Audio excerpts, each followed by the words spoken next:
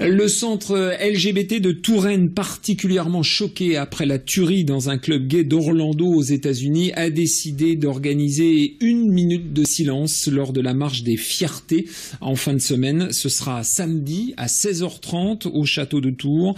Le château de Tours qui sera le point de départ du cortège. C'est la communauté homosexuelle qui était visée à Orlando et évidemment la nouvelle est terrible, insupportable pour les militants du centre LGBT de Touraine.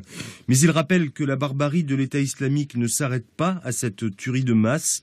Sur ces territoires, le mouvement fait la chasse aux homosexuels, les jette par-dessus les toits avant de les lapider, morts ou vifs. L'association a été choquée, heurtée, très triste pour les victimes et puis les familles des victimes. C'est dur pour les membres de l'association parce que ces jeunes étaient là juste pour s'amuser, danser, s'embrasser et ils n'ont rien fait de terrible, rien fait d'horrible et comme au Bataclan ils se font massacrer pour ceux qu'ils sont, pour leur mode de vie, pour la tolérance. Donc on est très triste et on est en même temps très en colère. À Tours, la marche des fiertés cette année sera organisée pour la défense et la reconnaissance des personnes transgenres et intersexes. Une exposition est d'ailleurs présentée actuellement sur ce thème à la Maison de l'Étudiant.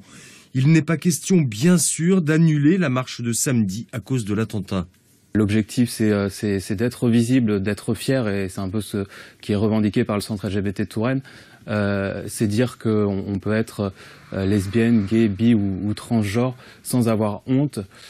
C'est s'assumer et donc l'association est là pour revendiquer ça avec toutes les personnes qui le souhaitent, les personnes gay-friendly, les personnes tolérantes et